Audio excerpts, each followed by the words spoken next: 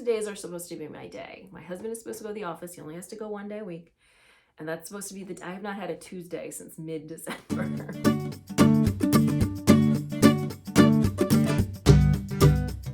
Hey everyone, welcome back to another episode of the Hilo and Stitch podcast. I'm your host, Kristen, and I'm here to talk to you about what else? Knitting. I will also be talking about all things knitting and yarn and sometimes sewing related. And sometimes not so related to those things. So if you don't know me already, my name is Kristen Janik. I'm a semi-retired knitting pattern designer, knitting instructor, all-around knitting enthusiast who podcasts to you from the Maryland suburbs of Washington, D.C. When I'm not knitting or sewing, you might find me watching baseball, vegetable gardening, drinking wine, but it's mostly about the knitting, so let's go ahead and start talking about it. All right, so it is the first podcast episode of the new year, and I'm just going to take a quick minute to give a little introduction to the channel for anyone who maybe has found themselves here in the new year and wants to know what's up. So I am media peruana, that is Spanish for half Peruvian or Peruvian sock, depending on how you'd like to read it. I have this nickname because my husband is Peruvian. And obviously I am a knitter. First and foremost, I also dabble in crochet a little bit, just started last year, and I've also been into sewing over the last couple of years. So mostly knitting, but sometimes a couple of other crafts is what you're gonna find here on the channel. And the videos here are usually in one of three forms. There's the podcast, there are tutorials, and there are vlogs. Tutorials, that's pretty straightforward. It's where I show you how to do something in knitting. It could be a technique, it could be a particular stitch. There's one where I show you how to do the math to adjust your row gauge when you don't get row gauge, but you do get stitch gauge. So those are more technical. Vlogs are shorter form, usually 20 to 30 minutes, and are about a single topic. That could be knitting pattern trends, it could be tips for how to start making your own clothes, it could be yarn reviews, but it's usually dedicated to just a single topic. And then there's the podcast, which is longer form, usually 40 to 50 minutes, and that is mostly talking about my personal knitting and crafting journey, so showing off my whips and faux and yarn purchases and things like that. I also want to take a quick minute to point out the new button you will find below the video, which says join if you are interested in supporting the content here on the channel and are able to at this time. You can click that button to find more information about joining the membership program with a small monthly donation and getting some perks and bonuses to go along with that, and just helping me keep things up and running here on the channel. All right, and without further ado, let's get into the actual content. All right, on the needles, off the needles, I finished my Heirloom Jumper. I did actually finish this last year. I did finish it in time to wear for Christmas. So I'll pop a photo in here. This is Christmas Eve, and I have paired it with the skirt I finished sewing and was showing you in the last episode of the podcast. So if you missed that, you can jump back and take a look. That is a Simplicity skirt pattern in a deadstock wool that was nice and cozy and warm for Christmas Eve, although it was not super cold at that time. It was, I think, like in the 40s for Christmas Eve. The last few days here have been really cold. This morning when I woke up, it was 12 Fahrenheit. So for Christmas Eve, I was warm, but I probably really didn't need quite that much wool. It did start to get a little warm in church that evening, but I was very happy with the outfit, and I can just show you now the Heirloom Jumper. All right, so this is a pattern by Fable Knitwear. It has two options for the sleeves, and I did I think they're called dramatic puffed sleeves, which are just like a bunch of increases here along the shoulder. You can see there's really nice shaping along the shoulders. This is all knit seamlessly in one piece. And the puff sleeves are cute, but they don't really stay puffed. That is probably in part due to the nature of the yarn. This is some merino sock yarn blend and a silk mohair. I do not remember what size I knit. I will include it in the description box down below. I want to say like a 40 inch. No, it was supposed to have negative ease. So maybe a 30, I don't remember. I'll put it in the box. You can see this is very close fitting. It is also rather cropped. I wouldn't necessarily, this is kind of a special occasion sweater, so I would not, normally probably pair it with, boring jeans like this. It worked really well with the skirt, but it is certainly a unique silhouette that I won't wear, with everything. But it turned out really cute. It does fit. Now that I think about it, I remember I didn't quite get gauge and I didn't want to go up another needle size. So I think I did knit the 40 knowing it would come out smaller. Alexa, how many inches is 100 centimeters? 100 centimeters is about 40 inches. Yeah, okay, so I'm almost positive. So I did not quite get gauge, and I knit, instead of knitting to negative ease, I knit it to a larger size, knowing it would come out. And it probably has, maybe not negative ease, but probably 0 ease.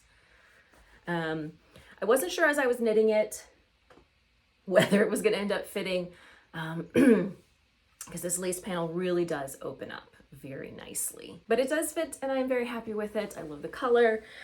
I love the fabric. It is very soft. I do usually wear something under my sweaters. And you can see I'm wearing like a tank top under this, but that's not really kind of guarding the sweater against much. It's mostly just because this is very open. But it is a little too close fitting for me to really put much under this. But I may look for a closer fitting short sleeved t-shirt that maybe I can fit under this. But for now, this is what it is.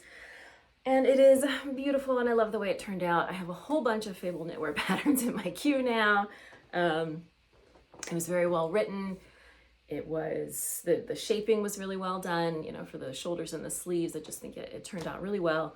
And I'm looking forward to working on some of her other patterns. So I don't think I made any modifications on this other than just the gauge issue. And it didn't really need them. It was just a really well done, really beautiful sweater. So technically I finished in 2023, but I'm only just showing it off here in 2024. And this is about the only thing that I have finished recently. But I have made some pretty good progress on some of my other whips that I was very overwhelmed by late in 2023. So I will show you just a couple of them. Baby bear suit. This is a mashup I am doing of 2 baby bear suit patterns.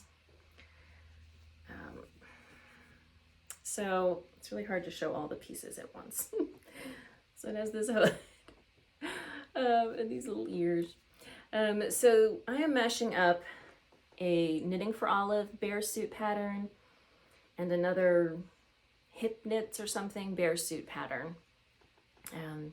I really like the hip knits pattern, but it was knit from the bottom up, and that was never going to happen. Just absolutely not. So I am mostly using the Knitting for Olive pattern, which is worked from the top down, and incorporating some of the things from the hip knits pattern that I liked. So for example, this doubled trim around the hood. I really liked that. The other thing the hip knits pattern has is fold over sleeves, so that if you're familiar with babies, I know my youngest, he was just always getting scratch marks on his face no matter how much we trimmed his nails. And it's especially helpful in their sleep. You can kind of fold the sleeve down over their hand so they can't scratch. So it has that. And then I'm not sure, the hip knits pattern also has kind of the fold over for the feet, whereas the Knitting for Olive has just footy, like kind of little socks. I'm not sure which one I'm gonna do when I get there. So we'll see. But I am gonna do the fold over on the sleeves. So I've just finished adding the button bands to the body. And so now I'm gonna be finishing up the main body and starting on the legs, and then I just need sleeves. and to finish up the ears. Now the other thing is neither pattern had the size that I wanted, which was somewhere between 6 months and 1 year. So my nephew that I am making this for turned 6 months old in July, August, September, October, November, December. By the time I see him again, which is going to be later this month, I think, or possibly early next month, he will be past 7, moving toward 8 months old. So 6 months, no good. 12 months, probably too big. And by the time it would fit him, it would be warm weather again. So I wanted a 9-month size, and neither one had that. So I'm kind of working in between 2 sizes and kind of fudging the numbers as I go. One thing I am concerned about is like this spot in the back. It doesn't look great. And I'm hoping that when I weave in the ends, I can fix that. But when I try to pull on it, it ends up pulling sort of all of the stitches along that seam. So I'm gonna futz with that a little bit when it's time for blocking, and hopefully it will work better. I really hope this ends up fitting him for, even if it's just for one picture. It's just so cute, baby bear suit. So it is coming along. I really have made some decent progress, and like I said, basically just have arms and legs left, which should be relatively easy, you would think. So that is one whip that I have been working on. The next one is that I finished one of my socks. This is just a plain vanilla sock pattern with a half handkerchief heel, which just happens to be the one I prefer to use for my socks. Nothing fancy. This yarn is called, the colorway is called Evermore. This is from Nomadic Yarns, and it's not like a regular sock base. I want to say it's maybe a BFL or something just a little sturdier. So I did finally finish one sock. I have not cast on the second sock. I really need to. As usual, I seem to have made the foot of my sock just a teeny bit too long. It seems no matter where I start the heel, I really do prefer toe-up socks, but it seems no matter where I start the heel, it's always wrong. Too short, too long, I cannot get it right. So I know, like, for some people, like, this kind of thing here would be annoying. It really does not bother me. I don't want or expect my hand-knit socks to be perfect. I just want them to be comfy and pretty colors. It's not like, you know, most people are going to be looking at the ankle joint anyway. So this is done. I have plenty of yarn left. One of these days, I'm really going to do the thing where you divide your skein into 2 even balls and just knit the leg until you run out of yarn. I always think I'm going to do that, but then I never do, just because the process of dividing the yarn is tedious and I don't want to do it. So I'm lazy. But I do have one sock completed. All right, some other projects I have been working on is I have made some progress on my sister's, clearly not finished in time for her birthday, but I have made some progress on the knee-high socks she has been asking me for forever. So this is the yarn I am using. I no longer remember what this is, other than it is a sport weight yarn, and I am pretty sure the colorway name had something to do with owls. I don't even remember the company I got this from. I bought it so long ago intending to make these socks. And so I have finished the foot and put the heel in. Again, it's just a half handkerchief heel, which I do like a slip stitch pattern on that just makes it a little sturdier, a little thicker. And now I am starting on the leg. So I did for this buy 2 skeins of this sport weight yarn so that I can just use one skein up completely for each sock. They just have like a small cable running up each side, and then on the back I'm gonna put the cable sort of in the middle of the back of the leg.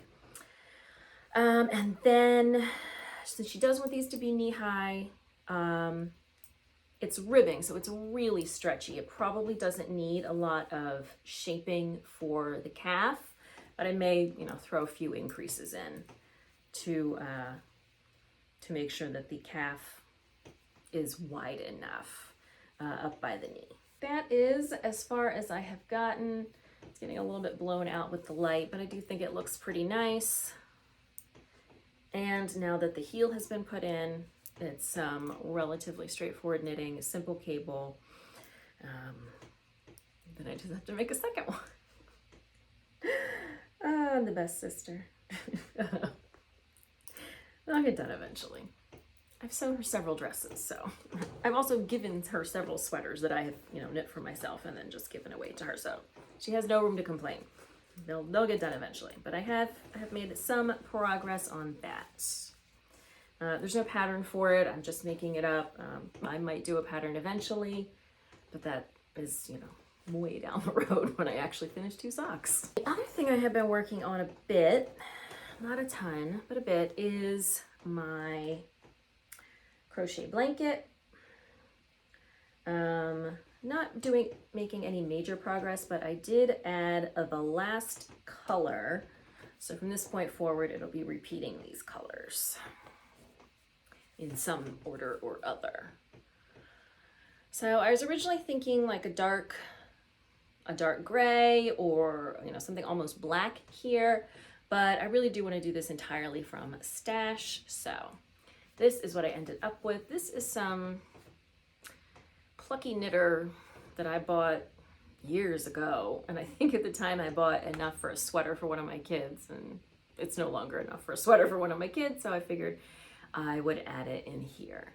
So it has 8 colors, I think. 1, 2, 3, 4, 5, 6, 7, 8. Yeah, so it's 8 colors, and this is the last one. So from here on in, we'll be repeating these colors.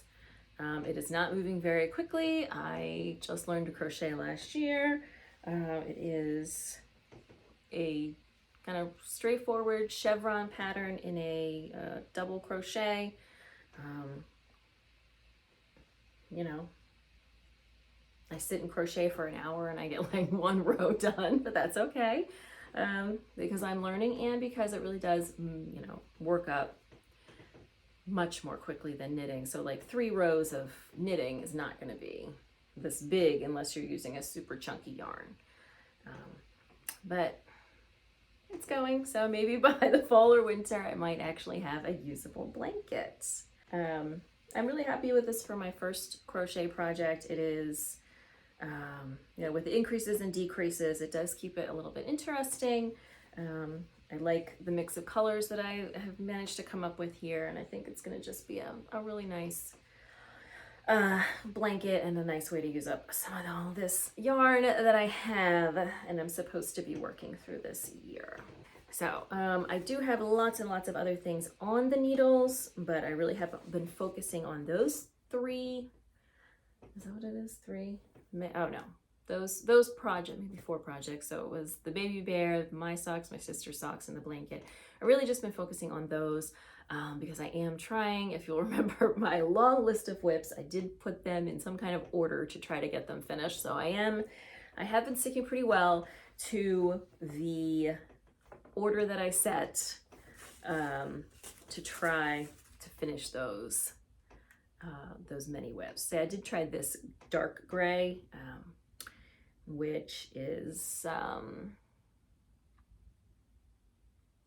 is it? Sandus garn that I had picked up just to sample last year. I thought maybe that would work, but it was too close to the blue, so it really just didn't work. So save that for something else. And then I thought about using this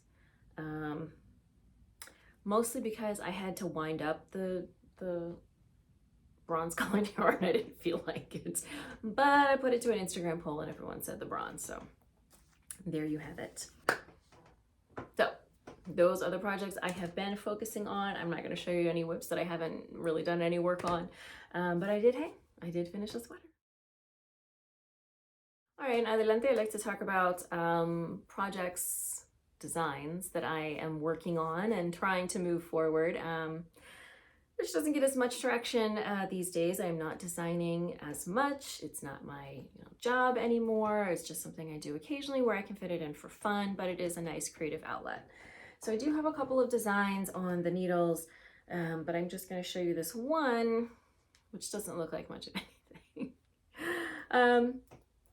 So I have been seeing, and I'm sure you have too, a lot of, people are calling them all kinds of things, but they're dickies, which is a collar with some fabric in the front and back to hold it in place. And people are calling them all kinds of things. I really like this idea because I struggle to keep scarves or shawls under my coat when I am cold. But none of the ones that I have seen really is exactly what I want. So I decided to give a go to start my own. And this is really just the beginning. I am using a Knitting for Olive Heavy Merino. And this is the Dusty Petroleum Blue colorway, which I love, and it is beautiful. This is my like go-to gray blue. Love it. And I just have a collar so far. So it will have a doubled collar. Obviously it needs to be much longer. I did do the alternating cable cast on, so I think the collar, the edge looks really neat. What's interesting about this is I much prefer how the wrong side of my 1x1 rib looks. So this is the right side and this is the wrong side. And I think the wrong side actually looks neater. And I'm going to do a tutorial on this soon about how, if that is the case for you, how you can kind of flip your knitting so that when you start working in stockinette or whatever comes next, you have your wrong side ribbing on the right side. It's just adding a short row. It's really simple. But in this case, since it's going to be folded over, you're going to be seeing that wrong side anyway, so don't have to worry about it. So collar first, pretty basic. I just cast on a number that looked like it was going to be good for a collar. This is not how you should go about doing things. But I don't have to do things the right way now since it's not my job. Collar first, then I would like to have some shaping kind of like this, which is creating this line and giving you front and back stitches at the same time. Then I want it to come, once it reaches the shoulder width, to come down in the front in some kind of chunky stitch. I don't know if it's going to be ribbing, fisherman's rib, brioche. I haven't gotten that far yet, but I would like the back to be straight, but I would like the front to be more of a triangle so that it is easier to keep under, at least my coat happens to have a V-neck. So really it's all about my personal preference. This is just what I want my dickie to look like.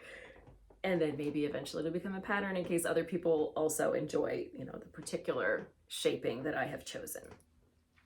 But that's as far as I've gotten, is about 3.5 inches of collar. And I need, let's see, if I fold this over, I get, not even 2 inches. So I definitely need this to be at least twice as long as it is, but obviously this is really simple.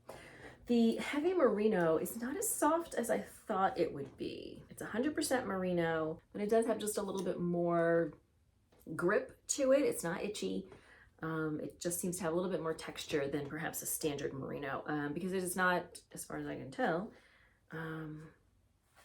it is not super wash merino, so perhaps that is why. But it does have a nice, just a little bit of extra heft to it that I really like, and I absolutely adore this color. So I think this is going to take 3 balls of this, which I hope I have. Cross that bridge when we come to it. Pretty sure I do though. Each of these is, Alexa, how many yards is 125 meters? I think it's 137. 125 meters is about 137 yards. So they reach about 137 yards. That's going to put the whole project at a little bit under 400. We'll see. But that is what I have been working on. I do also have a big chunky sweater that I've showed here a couple of times that I'm working on. I'm not focusing on that right now because it is it's going to end up being a hefty sweater.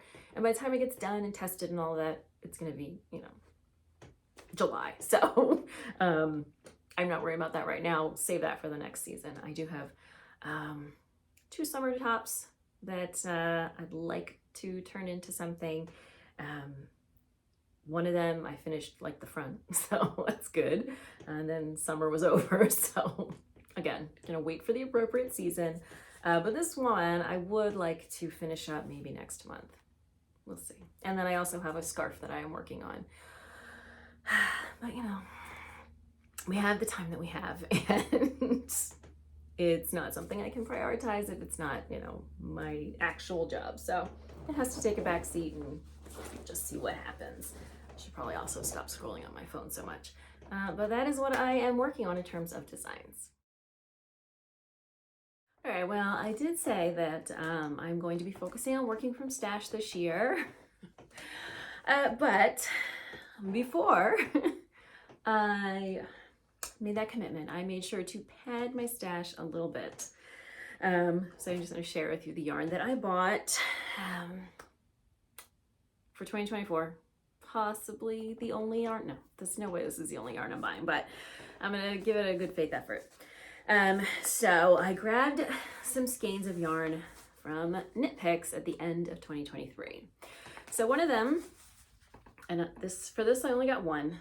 This is their Bubbly Boucle, a sport weight, and it is 82% superfine alpaca, 13% merino wool, 5% nylon. I've been wanting to try a boucle yarn, and there are a few of them out there. This is definitely one of the most affordably priced, although I don't remember exactly what the price was, but it was very reasonable. And so what I think I'm going to do with this is maybe make some floofy mittens or something. I'm not 100% certain if that's the case. I haven't tried to use it yet, so I don't really know how it's going to work up. I don't know if I'm going to want to hold it together with another yarn to give it a little bit more structure or really much about it. But like I said, I did want to try some of the boucle yarns that are coming out. I'm not like big on like a boucle sweater or anything. That's not really my vibe, but I think it would be cute for maybe some floofy mittens or some slippers or just something very cozy that you maybe are going to, you know, be wearing around the house or when you're out and about. So we'll see. I got some just to give it a try. I mean, even for whether it's mittens or socks, I don't know that I picked the best color here. This is going to look very dirty very quickly, but it is what it is. This is what I got. I am excited to give it a try. So I don't know if you can see the floofiness, but it's like here's the strand, and then it's just got these kind of doodly-doos hopping off of it, kind of padding it out. So again, I absolutely no idea how. I guess I can, you know, maybe look on their website and see some of the projects that have used this yarn to get a better idea of how it's going to work up. But for now, I got it, and we'll see what happens. I really just wanted to give it a try.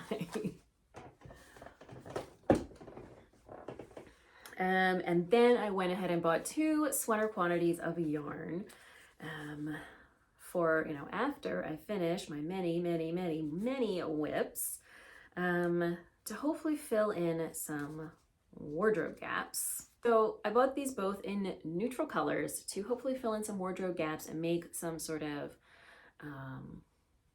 straightforward classic sweaters that are going to go with a lot of stuff. So this one is the DK weight. This is gloss, which is their merino silk. Is that right?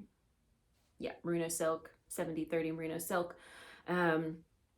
Yes, it's black. I don't think I've ever used black yarn before, so I don't know. But a kind of classic, close-fitting, ribbed turtleneck sweater is kind of where I'm going with this. Something that's really going to pair easily with everything.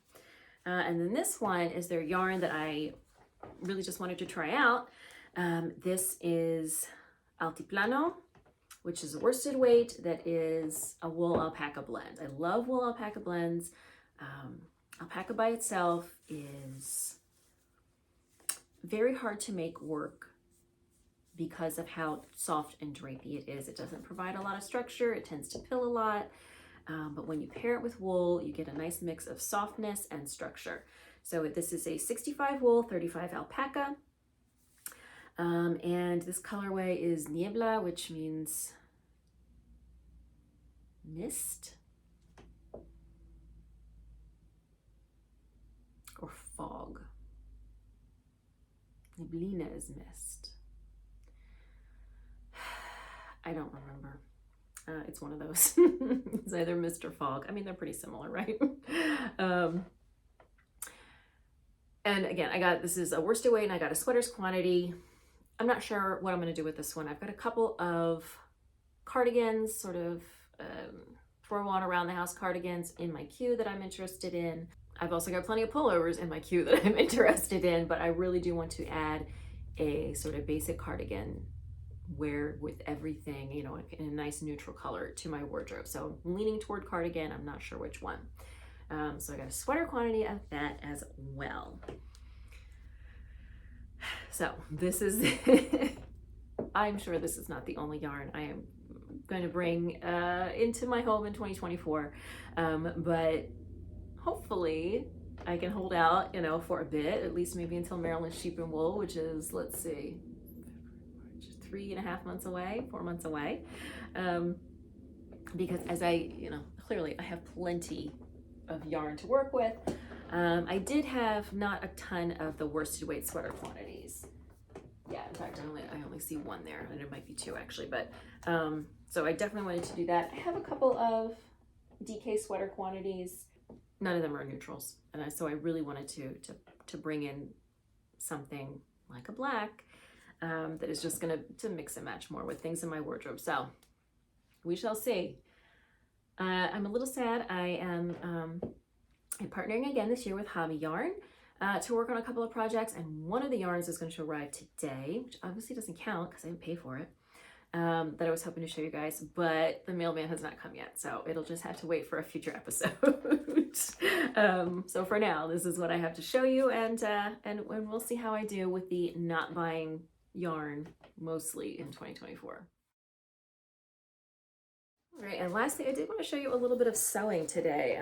Haven't been showing a lot of sewing. I don't know why.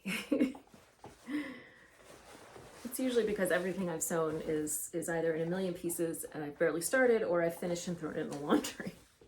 But I have been working steadily, more or less since Christmas. You know, I took a little time off after Christmas from sewing, but I have been working more recently steadily on this. These are the Mitchell trousers. This is a pattern from Closet Core. Is that right? Yeah, Closet Core. And these are my very first ever welt pockets. I think they turned out pretty well. They are actually pockets. You can put your hands in them. They're not fake. They are very time consuming. It's not hard, but you have to, you have to go slow. You have to do each part. There's a lot of different steps. But I think it is worth it. I think they turned out well. They're certainly not perfect. There's a little bit of puckering. I think some of that's going to come out when I get washed and dried and ironed. But I have been I'm just very happy with. I think they look great and so much nicer than a patch pocket on the back. So obviously this is the back of the pants. I am using a stretch cotton twill. So I continue to have challenges picking the right sizes for my sewing projects. I was talking a little bit about this in the video I did recently on starting to make your own clothes.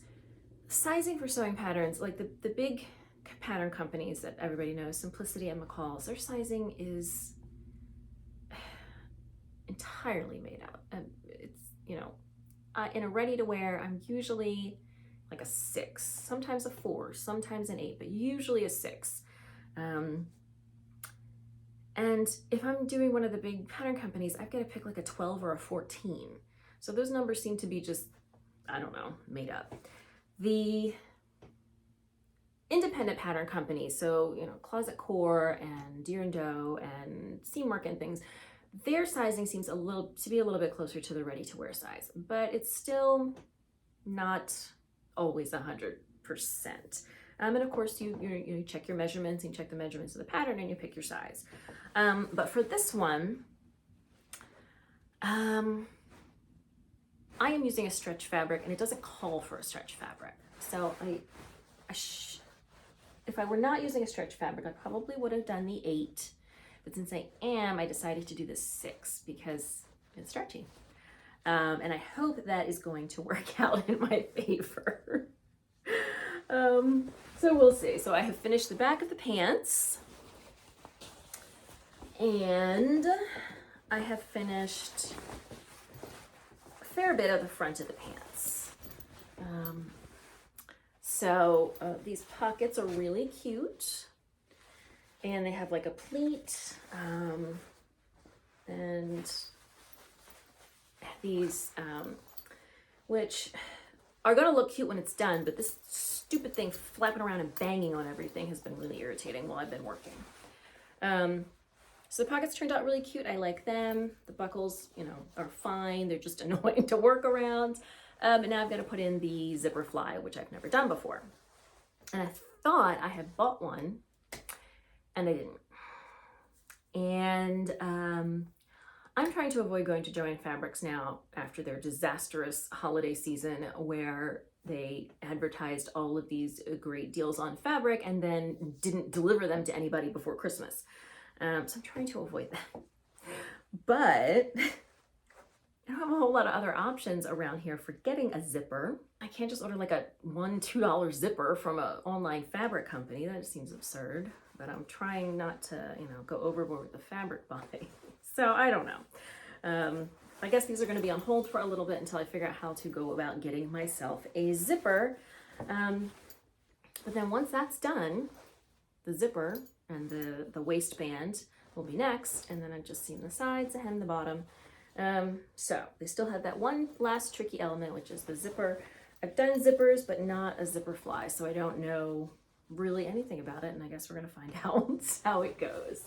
And then we'll see if they fit. They are a pretty fallish color. I bought this fabric in the fall, and that's fine. Fall will come around again. And I certainly can't, there's no reason I can't wear them in the winter, but they definitely do look fallish. I think they'd be cute with this sweater, actually. So that is the main sewing project I have been working on. And it, like I said, the welt pockets are slow going. So it is taking a bit of time, which is fine. I do have some other things I would like to start working on, but I'm also trying to be practical in terms of the season. So Sew Liberated recently released the pattern for the Sylvan, I want to say Sylvan jacket. And I'll pop a photo in here. I love this, and I really want one in either a corduroy or a velveteen. But I'm not going to wear a corduroy or a velveteen jacket in the spring. So there's no reason for me to start working on that now, which I'm trying to keep reminding myself. So what I should really be working on now is stuff for the upcoming spring, since, there's a bit of a lead time, but that jacket has really drawn my attention. But I do have several other, I've got plenty of fabric and patterns printed. Generally, I have been using PDF plotting to have my patterns printed on the rolls of paper, because we did have a printer at home, and it was just, you know how printers are. It was very slow, and just used up a lot of ink. But we recently went ahead and invested in a laser printer, which I think possibly may make it less tedious to print patterns at home. So we'll see. PDF plotting is really reasonably priced. So it's really no problem. But, if I print patterns at home and then the cat gets a hold of the pattern pieces and destroys them, I can just reprint them. It's not as big of a deal. So that is basically what has been going on with sewing. All right, so that is all of the crafting, wardrobe making, yarn buying I have been up to since Christmas. What else has been going on since Christmas? In terms of Christmas itself, it came, it went. To be honest, every year I get a little bit more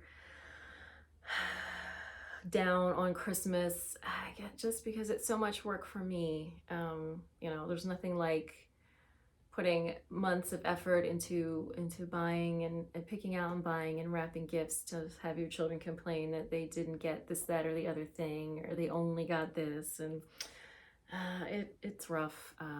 And you've got toddlers and very young kids. You understand that they just don't get it. They don't understand that, you know, saying something like this is going to hurt your feelings, but you also know that when they grow up, that is going to change and they're going to develop empathy. But with two kids on the spectrum, it doesn't really quite work that way, which is not to say they have no empathy.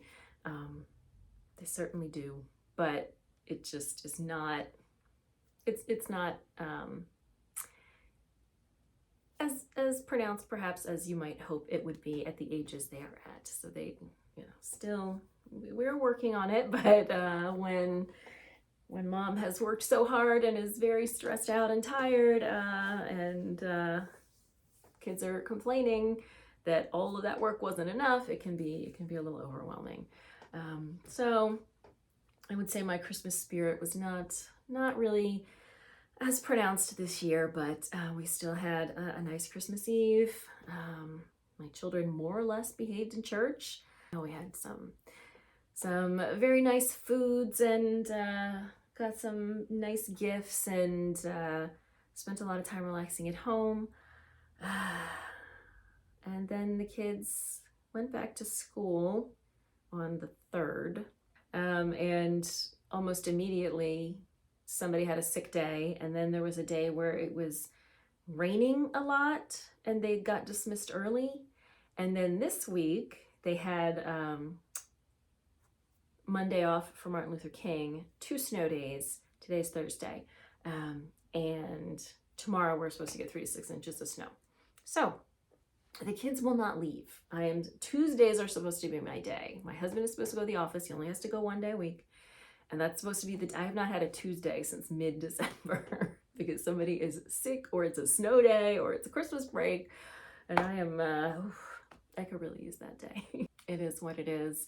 It has been very cold. I have not been going out much or doing much of anything other than being at home. I did recently take on a new part-time bit of work, which is as the editor of the Latin and South American history content for a website called The Collector. I started by writing some articles for them, and then it turned out that they were looking for an editor, and they asked me to join the team, and I said yes. So I have been working more on that, and it is certainly keeping me more busy, even though it's been cold and, you know, January.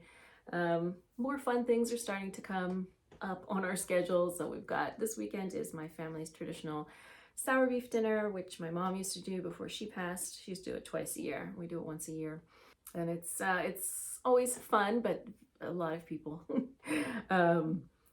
We have that. Then JJ's birthday is coming up, and he is so into animals. He wants to own a zoo when he grows up. Now his new thing is terrariums. He wants like a terrarium, but not just like one with plants, one with animals. He's all about that. So I talked my husband into booking like a party treat for his birthday this year. You know, his birthday's in February. It's cold. You can't really go outside. So we have some reptile friends coming to visit for his birthday, which he's very excited about. I need to finish planning all the rest of the party, like food people might want to eat. So that'll be really fun. And then we get, you know, the Super Bowl and Valentine's Day, and slowly, hopefully, the weather will start warming up. Now that we have had a snowstorm, I'm fine. Winter can go. I mean, I don't want it to be hot, but I would like it to not be 12 also. That's not great.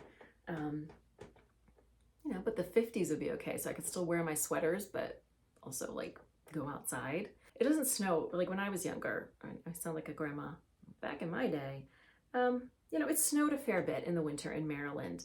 It doesn't really as much anymore. So last year, I don't think we had any measurable snow. The year before, we maybe had a few inches.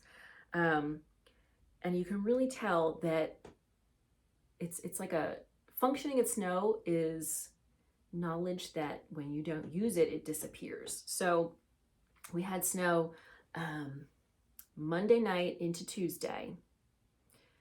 or Monday into Tuesday, and we got maybe about 5 inches. And they got 2 snow days out of that. 2 for 5 inches of snow. Now, to be fair, it didn't melt at all because, like I said, it's been really cold, but 2 snow days or 5 inches of snow is quite a lot. And now, like I said, it's going to snow supposedly tomorrow, so they're going to have another one. But yeah, people, if you don't get to regularly practice functioning in snow, then you just lose it. So troubles we had is that we didn't have a lot of snow gear, because had I bought like boots and things, it never would have snowed. So, but since I didn't, there were an old pair of JJ's boots that Ollie could wear. JJ had to wear my boots, my snow boots, which, you know, snow boots are expensive and I don't want to buy them every year and then not use them. My own snow boots, my feet aren't growing anymore. JJ gets a new pair of shoes like every month. So he had to wear my snow boots, and they were big, but they were not, like, you could still walk in them. They had hats. We don't really have waterproof mittens because, again, it doesn't snow often enough to really need those things. So it was an adventure trying to piece together some some clothes so they could go out and play, but they didn't stay out there too long anyway. So I hope you are having pleasant winter weather where you are, meaning not, 10 degrees, not too much snow, maybe a little bit. And I hope your spring is coming sooner rather than later. Thank you so much for joining me for this episode of the podcast. I will ask you again, if you are interested in supporting the channel, to just tap the join button and see what that is all about. Of course, if you're not in a position to do that, no worries. Nothing is going to change here on the channel. You'll still get all the same content that you usually do. Everything I talked about, I will include links, so to patterns and yarn in the description box down below. If there's something you'd like to hear about on the channel, don't forget to check out the suggestion box link and let me know what it is you would like to see in upcoming episodes of the podcast or vlogs or tutorials. Another great way to support the channel is to give this episode a thumbs up. Make sure you're subscribed, tap the bell icon so you'll know when new episodes drop, which is every Saturday. Share a video with a friend, all of which helps support the channel and keep it growing and is greatly appreciated. If you're looking for me on social media, you can find me on Instagram and Ravelry as Miri Peruana, and I will see you next time.